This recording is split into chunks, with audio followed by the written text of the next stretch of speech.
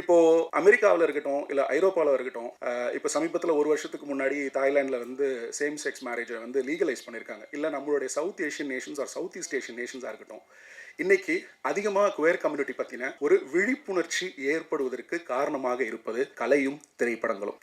அந்த வகையில் இந்த டீமுக்கு என்னுடைய முழு மரியாதையும் அன்பும். ஏன்னு கேட்டிங்க அப்படின்னா, இங்கே ஒரு ஆக்ட் ஆஃப் லவ்வை தொடர்ந்து பல ஆண்டுகளாக கொச்சைப்படுத்தும் வேலைகள் நடந்துட்டு இருக்கு. ஒரு வகையில் இந்த மாதிரி வந்து சேம் செக் ரிலேஷன்ஷிப், அது லெஸ்பியனாக இருக்கட்டும், இல்லை கேவாக இருக்கட்டும், இல்லை எல்ஜிபிடிக்யூ ஏஐ++ கம்யூனிட்டியோடைய எந்த ஒரு ஸ்பெசிஃபிக் ரிலேஷன்ஷிப்பை எடுத்தாலுமே சரி, அதை ஒரு அவங்களோட ப்ராக்டிஸ் பண்ணுறதுல நமக்கு பிரச்சனை இருக்காது. பார்த்தீங்கன்னா சமூகத்தில் அவங்களோட லவ்வில் உங்களுக்கு பிரச்சனை இருக்காது, ஆனால் அதோடைய செக்ஷுவாலிட்டியில் உங்களுக்கு ஒரு கூச்சமும் ஒரு கிண்டலும் இருக்கும். இந்த படத்தில் அதை முழுவதுமாக இல்லை பிரதானமான அளவில் அதை தவிர்த்துட்டு உணர்வுகளுக்கு அதோடைய சென்சிட்டிவிட்டிக்கும் அதனுடைய யதார்த்த தன்மைக்கும் உண்மைக்கும் அதிகமான இடமளித்திருக்கிறார் ஜேபி.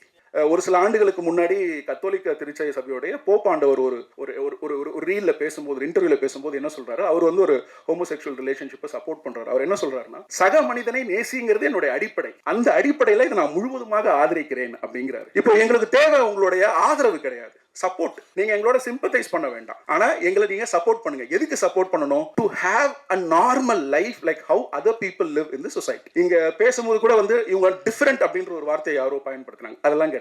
இந்த படம் எது நார்மல் எது நார்மல் இல்லைங்கிறத கேள்வி எழுப்பக்கூடிய படம், அதற்கு விடை சொல்லக்கூடிய படம்.